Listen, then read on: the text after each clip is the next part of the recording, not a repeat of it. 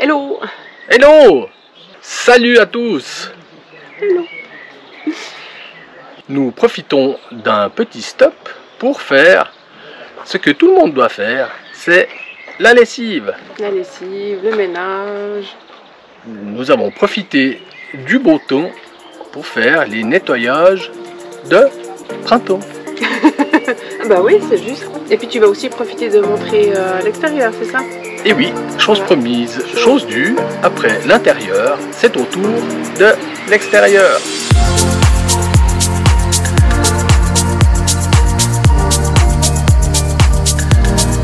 Je vous explique comment ça se passe pour la lessive. Alors, là où on fait des stops, en général, sur une aire de camping-car ou les places qui sont gratuites, il n'y a en général pas de laverie, mais on peut trouver des laveries automatiques dans les villes. Système de laverie, il y a tout qui est compris, y compris le produit de nettoyage, l'adoucissant. Vous arrivez avec votre sac. En général, c'est entre 3,50 € et 4,50 €. C'est assez bien indiqué. En général, il y a dans toutes les langues, donc c'est facile. Le seul problème dans ces laveries automatiques, c'est qu'on ne peut pas ne pas mettre d'adoucissant pour certains habits, comme tout ce qui est polaire ou jeans. Pour les lavanderies automatiques qu'on trouve dans les villes, alors vous avez plusieurs capacités de machine, de 6 kg, de 8 kg, et jusqu'à 14 kg. Ouais. On peut même aller dedans. Je parle au niveau du volume, hein, pas au niveau du poids. Ouais. Machine à sécher, la même chose, aussi entre 3,50 € et 4,50 €. Il faut mettre des jetons dépassés à monnaie. Donc prévoyez toujours votre petit porte-monnaie avec toute la monnaie pour faire sécher le linge qui ne va pas dans la machine à sécher. On a un étendage, il est tout basique, c'est 12 €. Dans un truc chinois, vous savez les supermarchés chinois. Hyper chino, chino hyper. L'autre système, c'est la corde à sauter. C'est la corde à sauter, ouais. Parce que... la corde à linge. La corde à linge. Compte 2 arbres. Chose promise, chose due, l'extérieur. Il y a plein de petites boîtes. T'as pas pris les clés? Tu as les clés? Oh, magnifique, les clés. Tu y as pensé. Et il y a tout, un trousseau où il y a tout. On commence par l'eau. Chose essentielle, la quoi? L'eau. Très simple, hein? Vous ouvrez, ça vient tout seul, vous remplissez. Capacité 100 litres que vous pouvez remplir, alors n'importe où, dans les stations-service, dans les aires de service prévues pour ça.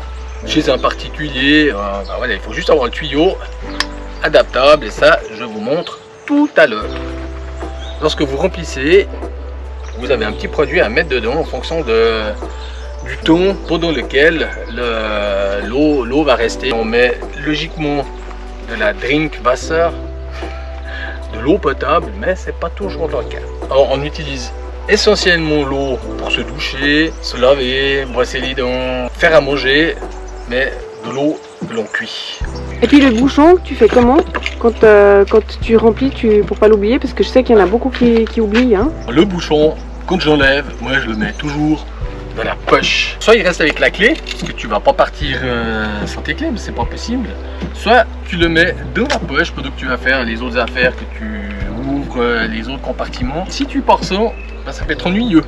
Précision, tout ce que l'on vous montre ici, c'est grâce à Claude. C'est lui qui nous a appris tout ça. Après l'eau, le gaz. Même si l'eau et le gaz ne font pas bon ménage. Nous avons 2 bouteilles de gaz, une gaz propane suisse et une bouteille de gaz au GPL. Nous chauffons avec le gaz, nous chauffons l'eau avec le gaz, nous cuisinons avec le gaz, donc c'est très important. L'avantage du GPL, c'est que jusqu'à présent, que ce soit en France, au Portugal ou en Espagne, on a chaque fois trouvé des stations-service dans lesquelles vous pouvez trouver du gaz et remplir votre bonbonne. Ce qui fait que nous n'avons encore jamais utilisé la bonbonne de propane suisse. Et chose importante, essentielle, je dis bien essentielle, c'est d'avoir les adaptateurs afin de pouvoir remplir votre bonbonne de gaz. Nous avons un panel d'adaptateurs qui est votre bouteille de gaz. C'est très simple, vous vissez tout ça.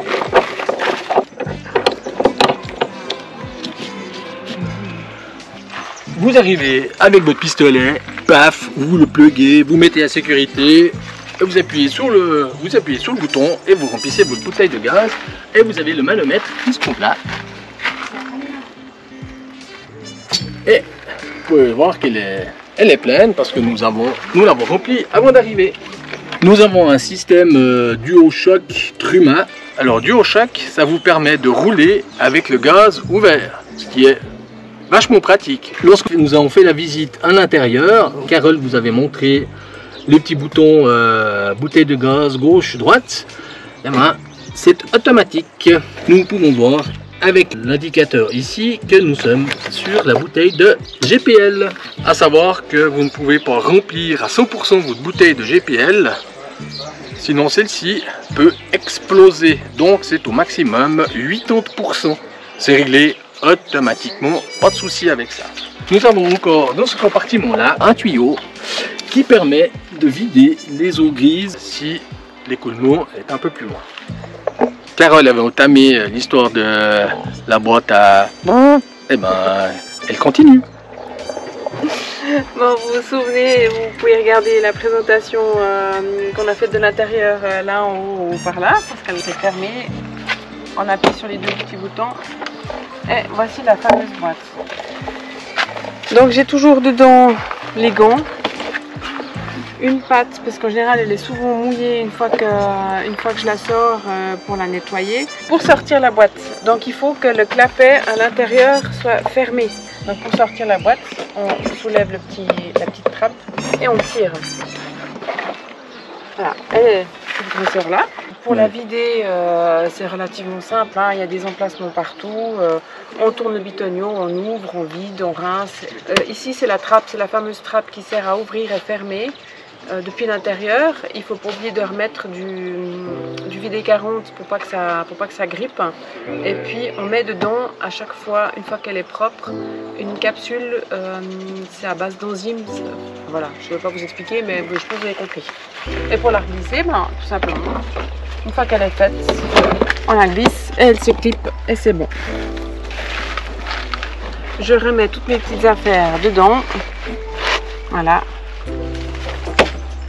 Et je referme. Combien de temps on tient avec une boîte en n'utilisant que nos toilettes? Entre 2 et 3 jours. Nous passons au chauffage. Ici se trouve le pot d'échappement, la cheminée si vous voulez. C'est pour ça qu'il est marqué hot, du chauffage et du chauffe-eau qui lui se trouve acquis. Et voilà. Là, vous avez le bloc chauffage, le chauffe-eau. C'est là que nous pouvons vidanger le chauffe-eau pour l'hivernage, par exemple. Il y a un petit système qui, si vous oubliez de le faire et que la température descend en dessous de 3 degrés, qui va déclencher automatiquement la vidange du chauffe-eau afin d'éviter que celui-ci pète à cause du gel. Nous arrivons maintenant à l'un des accès à la soute ou au garage arrière. Nous allons rentrer par la petite porte. Alors nous avons fait quelques aménagements. On a trouvé un système qui était pas mal. C'était d'avoir des petites armoires à tiroirs où y ranger les diverses petites affaires. Voici l'autre accès à la soute. Cette porte étant beaucoup plus grande, elle nous permet d'y rentrer, ce que l'on va vous montrer après.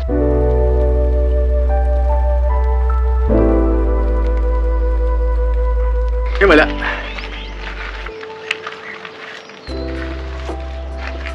Mais c'est vide. Tout est dehors. Ce qui est pratique, c'est que nous avons deux lumières à LED, bien sûr.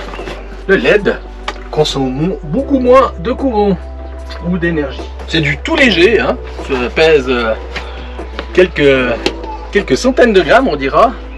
Je suis même pas sûr qu'on arrive à 1 kilo en tout. C'est vraiment du plastique très léger. Ma crainte, c'est que ça bouge. C'est pour ça que nous avons tout fixé à l'aide de sangles et vous pouvez voir que ça ne bouge quasi pas. Donc dans la première, nous avons les tiroirs qui correspondent au sanitaire. Un tuyau extensible permet de faire le plein. Celui-ci va jusqu'à 20 mètres. Et ce qu'il faut absolument avoir, c'est divers adaptateurs. Tout le monde connaît ce système-là. Nous essayons d'être prévoyants. Donc vous avez une multitude d'adaptateurs avec pour les robinets plus petits, les robinets moyens, les robinets plus grands. Et même avec le robinet plus grand, vous avez encore le robinet plus grand que plus grand. Si vous n'avez pas de vis, qui vous permet de vous plugger sur un robinet qui n'a pas de vis, pourtant que celui-ci soit pas trop grand, et encore d'autres adaptateurs que nous n'avons pas eu la nécessité d'utiliser jusqu'à présent. On a également un petit réservoir de 10 litres d'eau, si jamais il faut aller pomper de l'eau quelque part pour pouvoir remplir et faire des allers-retours. Un système qui permet de fixer directement le tuyau et la petite poudre. Ensuite nous passons au système de la boîte H-Prunes avec les pastilles d'une certaine marque, enfin les trucs aux enzymes, etc. D'une autre marque, il vaut mieux avoir une petite réserve. Le filtre pour le gaz qui doit être changé au bout d'une année, donc nous sommes tranquilles avec ça. Le WD-40 qui vous permet de lubrifier les toilettes ou toute autre chose et son correspondant d'une autre marque. Nous arrivons au rayon électricité avec, souvent où vous arrivez, un adaptateur parce que les prises pour les camping-cars se présentent de cette manière-là. Certaines fois en France, en Espagne, voire en Italie, il faut un adaptateur. Et puis, lorsque vous êtes dans un autre pays, encore un autre. Ça, c'est au cas où nous devons mettre un raccord afin qu'il soit étanche. Et l'éventualité où nous tomberions en panne de batterie du véhicule, des câbles pour ponter. Alors ici, il y a divers petites babioles. Nous avons à notre départ pris une pompe supplémentaire. Ça, c'est une pompe à eau qui est plongeante dans le réservoir d'eau fraîche. Donc il vaut mieux en avoir une au cas où, plutôt que de devoir en chercher dans un magasin. Alors déjà, on a de la peine à trouver des magasins des fois, pour accessoires de camping-car. C'est un pistolet. Mais il est relativement inoffensif celui-ci. C'est un pistolet à silicone. Dans le dernier tiroir du bas, les Fat Boy. Je vous mets aussi le lien sur la démonstration comment gonfler son Fat Boy. À part la caisse à outils que je vous montrerai tout à l'heure, nous avons également d'autres outils. Alors je pense qu'on en a, est-ce qu'on peut dire pléthore? Je sais pas, ça dépend quand est-ce qu'on doit les utiliser. Mais on en a, je pense, suffisamment. Une boîte avec des vis, une visseuse perceuse, 1 mètre, toujours utile, et une autre boîte offerte par le vendeur du camping-car. La partie vélo, parce que nous avons 2 vélos.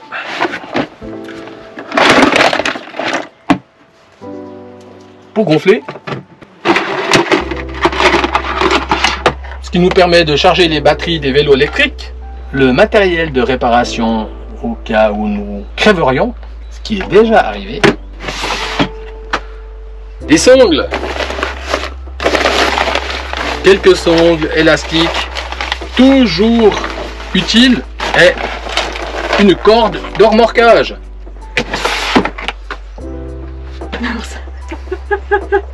Alors, on ne sait jamais. Même pour l'instant, c'est jamais. Et puis, le sac de pêche à Carole, avec les hameçons, les petits vers qui se promènent. Non, c'est pas vrai. Pourquoi nous avons pris ce système plutôt que des étagères ou quelque chose de plus solide, hein, parce que c'est quand même un peu cheap. C'est une question de poids, parce que nous sommes à l'arrière, donc logiquement nous avons droit à 350 kg au maximum. Nous sommes à l'arrière, on vous a déjà parlé du porte-à-faux. Plus vous allez mettre de poids à l'arrière, plus votre véhicule va pencher du cul. Se trouve encore derrière ces deux, je sais pas comment, ces 2 bidules, tout ce qui concerne les les deux places arrière que nous n'utilisons pas, c'est-à-dire le siège de dossier et les appuis-têtes que nous avons coincés là. Pour maintenir tout ça en place, vous avez des œilletons qui vous permettent de fixer ce que vous voulez et simplement en serrant, ça ne bouge plus. C'est très pratique. Nous avons encore tout ce qui est pour les chaussures. Donc un système d'une marque très connue qui fournit plein de matériel pour les campeurs, camping-caristes, porte-vélo, porte-ski, etc. Et puis, tout simplement, c'est pour y mettre nos diverses chaussures supplémentaires.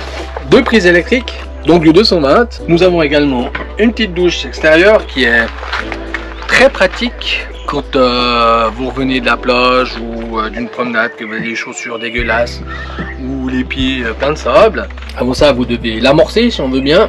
Hein, c'est toujours l'histoire de la pompe qu'on entend. Et puis après, vous pouvez faire fonctionner eau chaude, eau froide. Attends voir.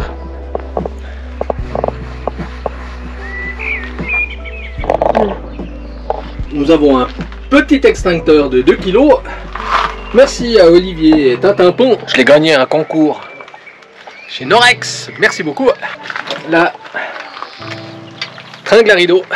La manivelle pour le store qui est sortie. À relever que depuis que nous sommes partis, c'est la deuxième fois que nous descendons le store. En voilà tout ce qui se trouve à l'intérieur de la soute. Donc nous avons bien sûr les deux chaises qui se trouvent derrière Carole, ainsi que les deux petits tabourets là. Et la table, c'est du très léger, parce que une main, et puis je m'appelle ni Hulk, ni la table, on ne parle pas. La table, c'est un point plus. Donc voilà ce que nous avons dans notre soute. La bâche. Quand il fait froid, c'est vachement pratique, ça tient chaud. La bâche, c'est ce qui se met sur le pare-brise quand il fait froid, afin d'isoler celui-ci. Ça se fixe dans les angles supérieurs de chacune des portières avec des sangles. Ça tient extrêmement bien. Et oui, une deuxième boîte à caca. Bon, vous pouvez voir que c'est vide, c'est très léger. Pourquoi une deuxième boîte à caca? Comme Carole l'a dit tout à l'heure, nous tenons entre 2 et 3 jours avec ça. Et on a constaté que c'était très restrictif, faut pas dire restreignant. C'est-à-dire autant au niveau de la capacité de l'eau, la capacité énergétique que l'on a avec les 3 batteries, on n'a aucun souci pour tenir allez, une semaine. Mais pas cette satanée boîte à caca. Et si vous voulez rester un moment dans une forêt, etc., eh ben, c'est très ennuyeux. Enfin, une forêt ou ailleurs. Donc, nous avons fait le choix de prendre une deuxième boîte à caca que nous n'avons pas encore eu l'occasion d'utiliser, qui nous permet de doubler la durée en étant autonome. Du papier bulle, toujours utile. Donc, c'est le système lorsque vous restez un certain temps pour sécuriser votre toile de tente. Lors de l'achat de votre véhicule, Imer vous fournit le kit qui vous permet de rouler un petit moment si vous crevez. Une question de pas toujours, pas de roue de secours. 5 litres d'AdBlue, on ne sait jamais. Si vous n'avez plus d'AdBlue, vous ne vous roulez plus parce que votre véhicule se met en sécurité. Dans les stations-service, vous pouvez faire le plein d'AdBlue. La boîte à outils. Chose précieuse, chacun mettra dans la boîte à outils ce qui lui semble nécessaire. Je pense qu'il y a le strict minimum entre diverses clés, des clés anglaises, des pinces, le maillet, des tournevis, des pinces plates, du fil qui peut être utile, une scie. Si vous allez dans une forêt, hauteur du camping-car, avec la clim, 3,30 m à peu près. Les arbres, eux, ils ne respectent pas la hauteur. Donc si vous avez une branche qui vous ennuie, vous la sortez. Bon, vous pouvez le voir, ça n'a jamais été utile. Du scotch de carrossier, du scotch un peu plus solide qui nous a permis de faire tenir le soi-disant pare-choc un certain temps, et différents tournevis les petits accessoires.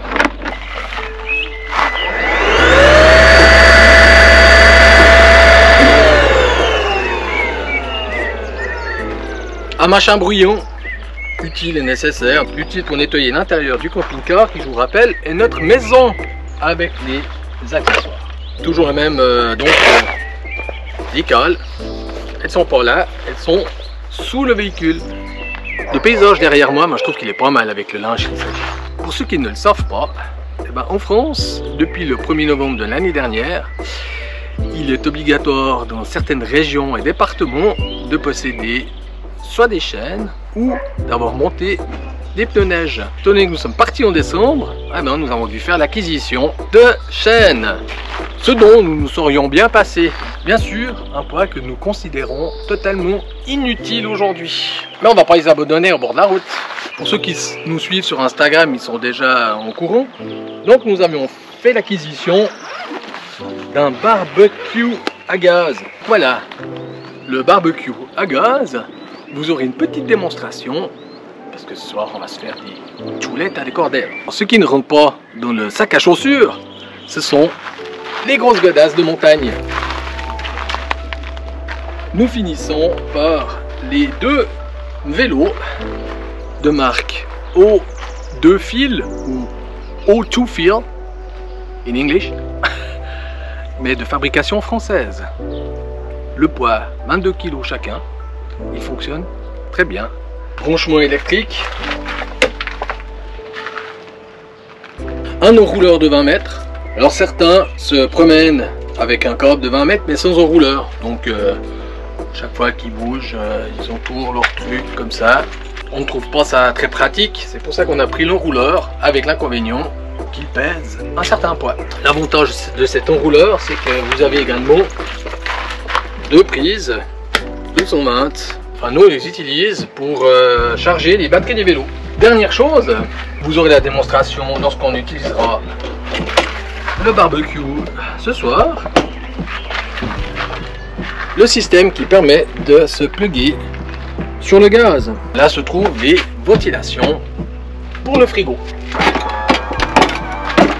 Stop. Appuie sur stop. Mais appuie. Je vous montre ce que cela donne une fois que tout est rangé.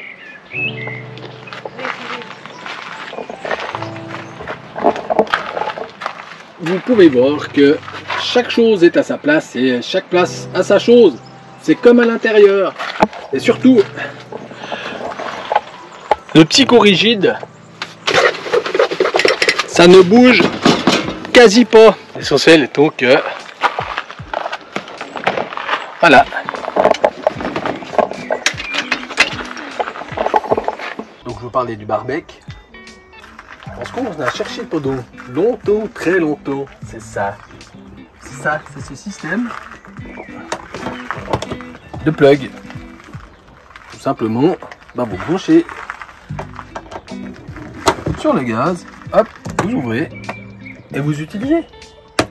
Ce qui est vachement pratique, c'est que vous prenez sur le GPL, parce que vous pouvez utiliser le GPL pour cuire également. Ça s'appelle un jeu de patience.